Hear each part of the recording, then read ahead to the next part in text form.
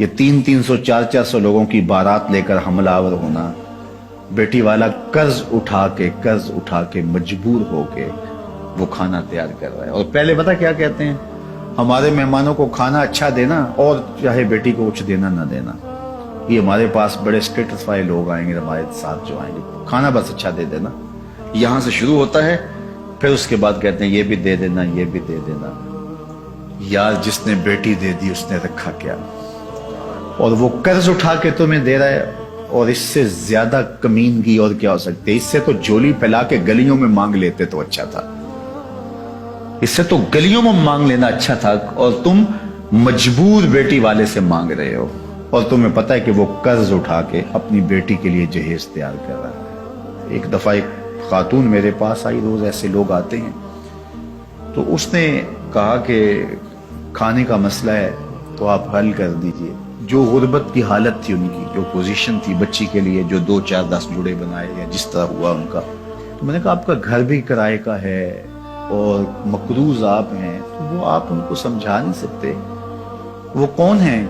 وہ آپ کو جانتے نہیں؟ تو وہ کہنے لگی وہ سکا بھائی ہے میرا جو بارات لے کے آ رہا ہے، سکا بھائی ہے، بہن کے ہاں بارات لے کے آ رہا ہے، اور بہن کرائے کے گھر میں رہتی ہے، اور بیٹی کے لیے بمشکل 2 4 جوڑے اس نے بنائے ہیں۔ وہ کہتا ہے قرض اٹھاؤ، میرے مہمانوں کو کھانا اچھا کھلانا تم۔ اب اس کو کیا ہم خوشی کہیں گے؟ اس کو کیا ہم کوئی سٹیٹس کہیں گے؟ یہ سوائے بے شرمی کے اور کچھ نہیں ہے۔ اور میں سمجھتا ہوں کہ امیر تو امیر پہ ظلم کرتا ہے، یا غریب بھی غریب پہ ظلم کرتے ہیں۔ اس بہن کو بھائی کہتا کہ تیری بیٹی جوان ہے، میں آؤں گا اپنے بیٹے کو لے کر، نکاح ہوگا، 2 جوڑوں میں گھر لے جاؤں گا، میں کوشش کروں گا کہ تیری بیٹی میرے گھر میں خوش رہے اور میری جانب سے تجھے ٹھنڈی ہوا پہنچتی رہے، تیرا 1 روپیہ بھی نہیں لگنے دوں گا، مجھے چائے پلا دینا، بس اتنا ہی کافی ہوگا، تو میری بہن ہے، میرے باپ کی بیٹی ہے، میرا خون ہے۔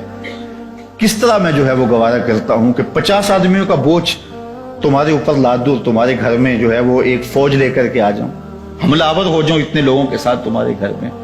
کیا یہ انسانیت ہے؟ اور یہ خوشی ہے؟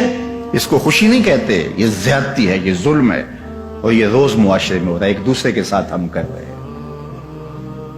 یہ ان لوگوں سے پوچھئے جن کی دہلیز پہ بیٹیاں بوڑھی ہو رہی ہیں، اور وہ بیچارے فکر میں ہیں کہ کس طرح ان کو گھر سے اٹھایا جائے۔ غریب آدمی تو اٹھ نہیں سکتا جس کی 4 بیٹی ہیں، ساری زندگی کماتا رہتا ہے اور دوسروں کے گھر بھرتا رہتا ہے، اور وہ پھر بھی خوش نہیں ہوتے۔ وہ بیچارہ اپنا آپ بیچنا پڑے تو بیچ کے بھی لگا دے، لیکن پھر بھی خوش نہیں ہوتے۔ یہ معاشرے کی دکھتی ہوئی رگ ہے۔ چلو امراء، صاحب ثروت، مخیر حضرات، کسی حد تک متوسط طبقہ بھی کوئی سہ لیتا ہے، برداشت کر لیتا ہے، لیکن مصیبت ان کے لیے بھی بنی ہوئی ہے۔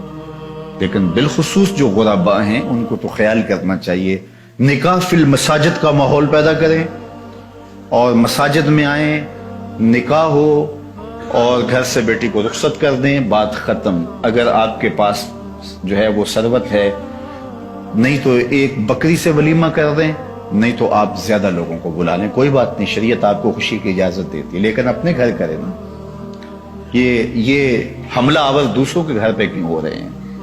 وہ قرض اٹھا کے 5 سال تک قرض اتارتا رہتا ہے وہ غریب۔ اللہ اکبر۔